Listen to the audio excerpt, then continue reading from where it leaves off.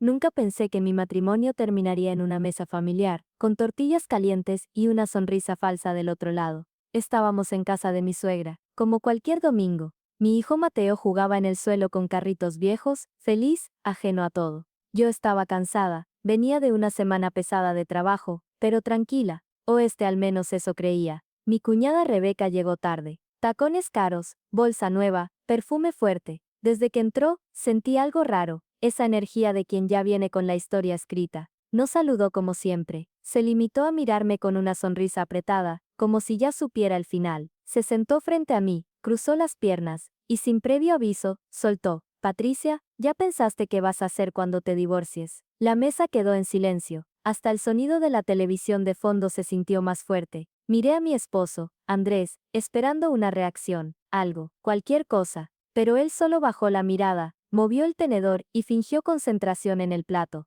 Ese gesto, tan pequeño, me hizo sentir un frío por dentro. Él ya sabía. ¿Cómo dices?, pregunté, sintiendo que el corazón me golpeaba la garganta. Rebeca sonrió como quien da una noticia inevitable. Ay, no te hagas. Andrés está cansado. ¿Y tú? Pues tú ya sabes cómo eres. Siempre trabajando, siempre estresada. Un hombre necesita paz. Y tú no se la das. Mi suegra carraspeó, incómoda. Rebeca, ¿qué? No es cierto, se defendió mi cuñada, y volvió a mirarme. Además, tú siempre has sido, ¿cómo decirlo? Demasiado segura, demasiado yo puedo. Eso a los hombres los cansa. Mateo se acercó corriendo con su coche rojo. Mami, mira, lo abracé fuerte. Ese abrazo me salvó de llorar ahí mismo. No quería que mi hijo viera mi cara romperse en la casa de quienes, claramente, ya me habían sacado de la familia. Rebeca levantó la barbilla. Eso sí, no te preocupes por Mateo. El niño necesita estabilidad, una casa grande, una familia normal.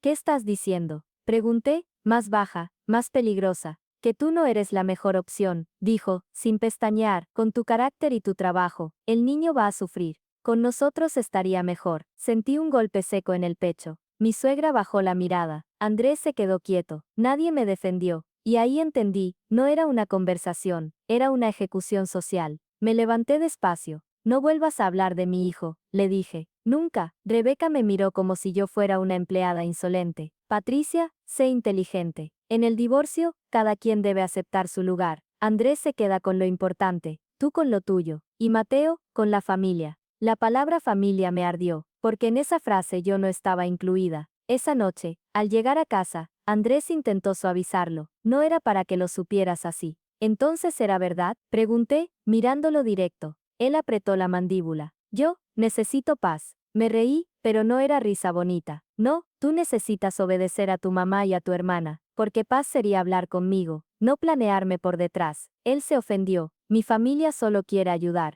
Tu familia no quiere ayudar, respondí. Tu familia quiere ganar. Y cuando Mateo se durmió, me quedé sola en la sala. No lloré todavía, solo pensé una cosa, con una claridad brutal. Esto ya no era un divorcio, era una guerra, y mi hijo era el premio. La mañana siguiente, Andrés salió temprano como si nada. Me dejó una ITV rápido, de esos que ya no son de pareja, sino de compañero de casa que te tolera. Mateo desayunaba cereal mirando caricaturas, y yo fingía que el mundo seguía igual, pero algo dentro de mí ya estaba roto. No era celos, era intuición, esa intuición que las mujeres aprendemos a callar, porque no exageres, no inventes, seguro entendiste mal, pero yo ya había visto la mirada de mi cuñada, y sobre todo, había visto el silencio de mi esposo. Por primera vez en años, hice algo que antes me parecía impensable, revisé lo que siempre respeté por costumbre, no por confianza, por costumbre. El iPad de Andrés seguía conectado a su correo, y yo temblaba como si estuviera cometiendo un crimen, cuando el crimen era otro,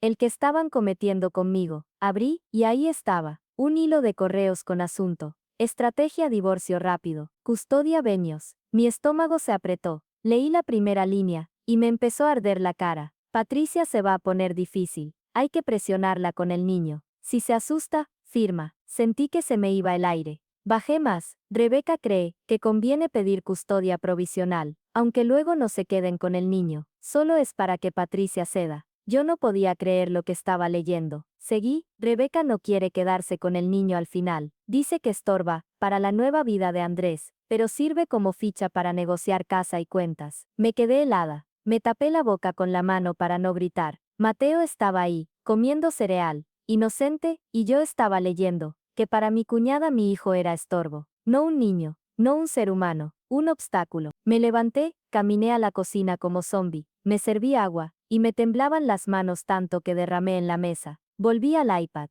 había más, transferencias, cuentas, y una parte que me dio más miedo que rabia. Si Patricia se pone intensa, hay que hablar con su jefe o con clientes, presionarla por el trabajo. Si pierde estabilidad económica, pierde credibilidad para custodia. Eso ya no era divorcio, era destrucción planificada. En ese instante sonó el teléfono. Era mi cuñada. No contesté. Sonó otra vez. No contesté. Sonó una tercera. Y entonces, como si el universo me estuviera probando, llegó un mensaje. Patty, hablemos como adultas. Te conviene portarte bien, no te pongas en contra de la familia. La familia, la palabra volvió a arder. Respiré hondo y llamé a Laura, la abogada que me había ayudado una vez con un contrato de mi empresa. Ella no era de las que te dicen, ay, pobrecita, era de las que te dicen, paso 1, paso 2, paso 3. Patricia, respira. ¿Tienes pruebas? Preguntó. Sí, correos, transferencias. Todo, perfecto. No digas nada. No lo confrontes. No firmes nada. Y por favor, guarda copias. Quieren quitarme a Mateo. Se me quebró la voz. Quieren asustarte. Pero si ya escribieron su plan, se dejaron un camino de regreso, hacia la cárcel. Solo no te adelantes. Colgué y me quedé viendo a Mateo. Él me sonrió con leche en el labio. Mami, vamos al parque hoy. Me acerqué y lo abracé. Sí, amor.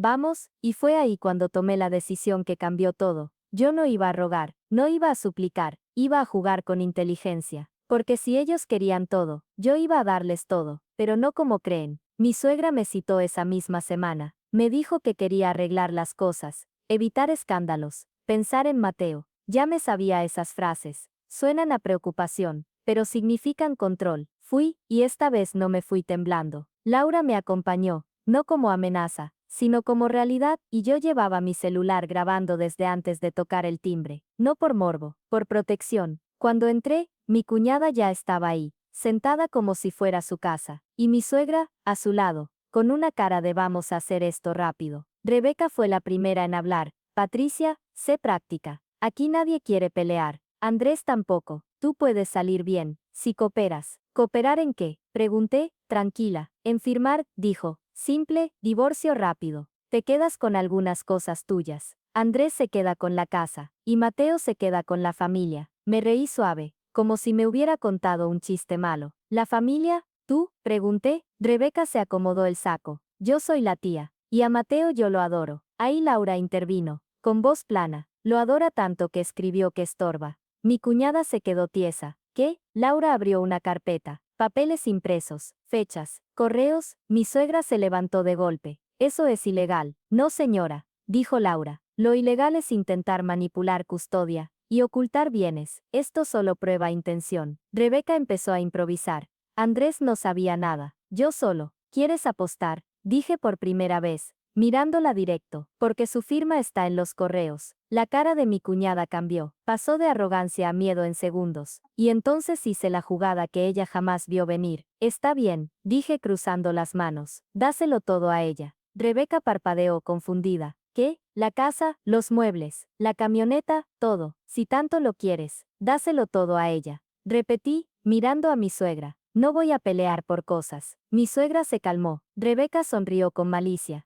creyendo que había ganado. ¿Ves? Dijo. Era lo mejor. Yo levanté un dedo, pero con una condición. Rebeca se rió. Ay, no vas a salir con drama ahora. No es drama, dije. Es una firma. Laura puso un documento sobre la mesa. Un acuerdo donde Rebeca renunciaba a cualquier contacto con Mateo fuera de lo legal, y donde quedaba asentado que ella aceptaba que intentó usar al menor como presión. Además, se incluía una cláusula de protección. Si intentaban difamarme o sabotear mi trabajo, habría consecuencias directas. Rebeca se puso pálida. Yo no voy a firmar eso. Yo sonreí. Entonces no quieres todo. Quieres poder, y el poder se te acabó. Mi suegra empezó a llorar, pero no era llanto de dolor. Era llanto de se nos cayó el plan. Y entonces llegó Andrés. Entró y vio la carpeta. ¿Qué pasa aquí? Preguntó. Yo lo miré con una calma que lo desarmó. Pasa que tu hermana quiso todo, menos a tu hijo. Y yo ya lo sé. Andrés se quedó sin palabras. Por primera vez lo vi asustado. No por mí, por él, porque entendió que el juego ya no estaba bajo su control. Y yo,